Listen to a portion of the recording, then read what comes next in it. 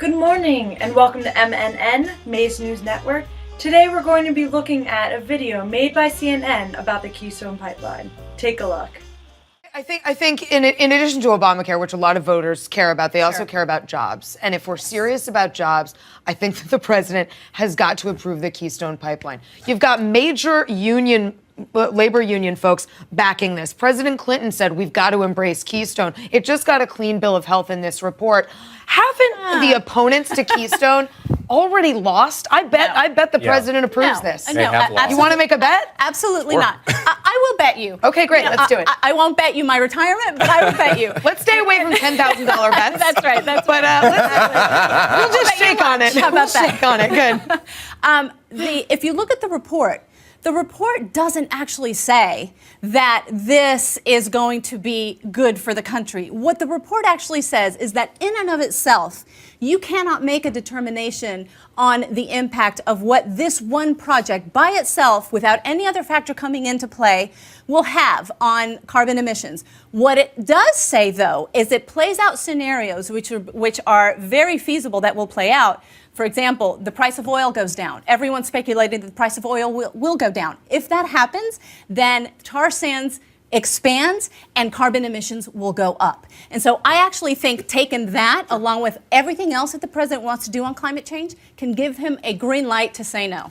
I really want to get your opinion on this. Now, I don't understand why Republicans have made this project the centerpiece of their entire economic philosophy. When you look at that's overstated quite a bit. Well, every time we have a show, somebody says something. Somebody says something about Keystone, and somehow Keystone is going to create all these jobs. And then it turns out, look, let's just go with the actual numbers. It turns out the actual numbers are 3,900 temporary jobs in the construction sector and 35 permanent jobs. Why is this obsession that you guys have when you have a foreign corporation, TransCanada, who's going to be seizing American farmland, putting a dangerous toxic chemical through so they can send it over to China and create 35 permanent jobs? Why is this your talking point?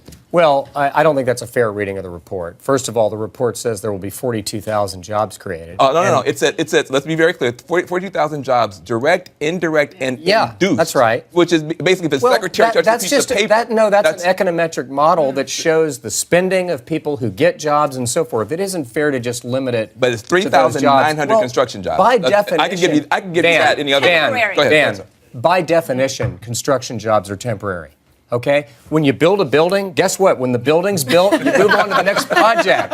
It's ridiculous to say you shouldn't build a pipeline for that reason. That's number one. Number two, the main argument given for why the pipeline should not have been green-lighted was its potential effect on the environment. Right. Mm-hmm. And what the report shows, Van, and this is irrefutable, the science is clear, is that the alternatives to the pipeline are worse.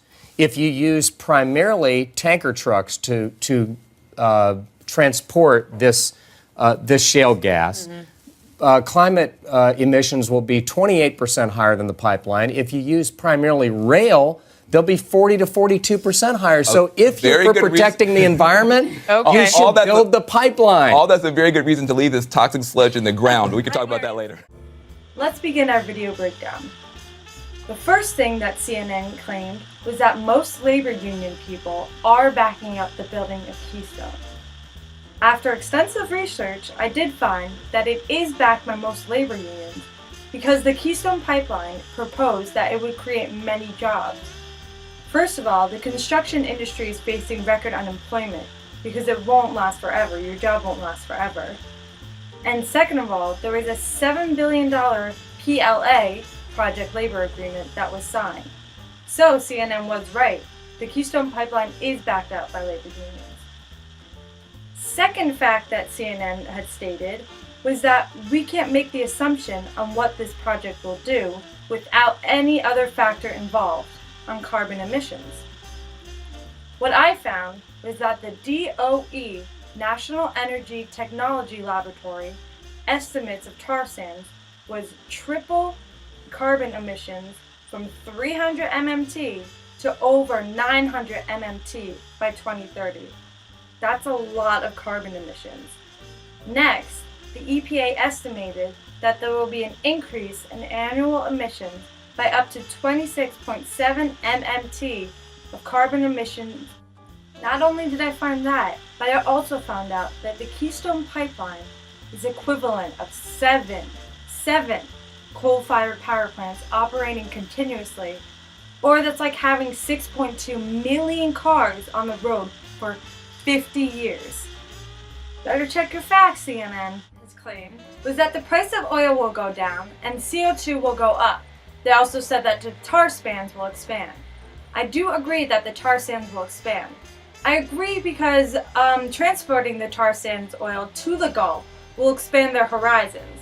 Also, the tar sand oils will be sold at an increase or a higher price, which was indicated by Goldman Sachs. However, the claim that CO2 will go down and the price of oil will go down, I'm not really agreeing with. I have two quotes that kind of back me up on this. First was from an analyst at Morningstar. He said that there will be no material impact on gas or diesel.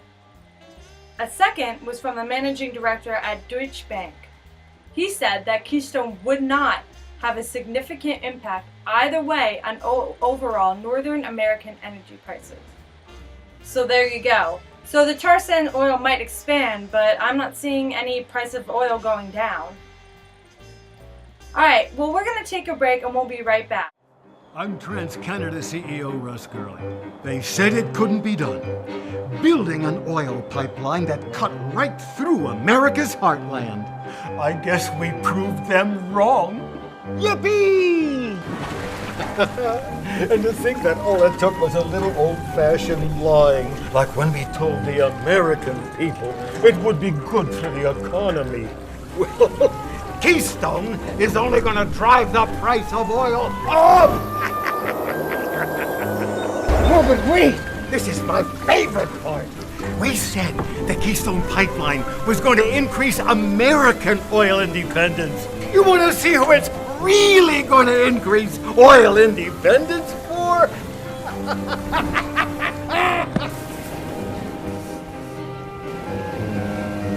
God bless America.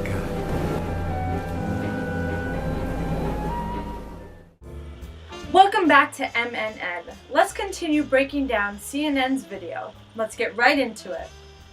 In the video, they claim that Republicans have made their entire centerpiece of their economic philosophy around the Keystone Pipeline. They said, in quotations, Keystone will create these jobs. They will also create 3,900 temporary jobs in the construction center and 35 permanent jobs. What I found was that the House Republicans were committed to finding a solution to ensure that the pipeline gets built.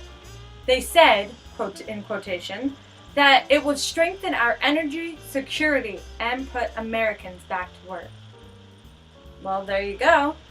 And also I found that the State Department report predicts that 35 permanent jobs and 3,900 temporary jobs will indeed be created. Well, I mean, CNN got their facts right there.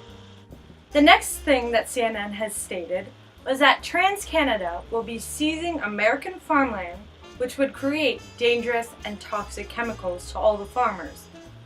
What I found was that there was a pending court battle with Texas landowners specifically that are presenting a broader challenge to TransCanada's plans.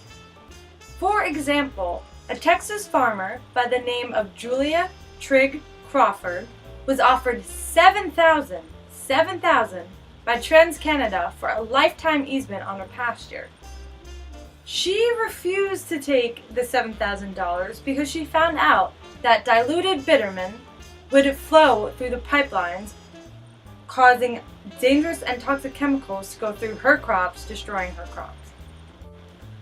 The next thing that CNN has claimed was that the U.S. State Department report said that the Keystone Pipeline will create 42,000 jobs, which included direct jobs, indirect jobs, and induced jobs.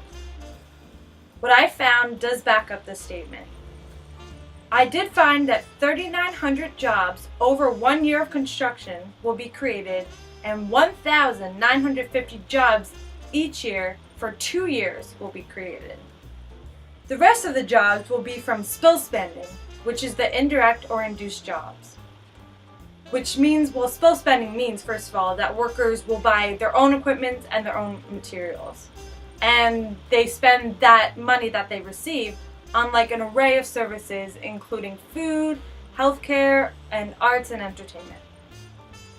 The next thing I want to move on to is the definition that CNN gave of construction jobs.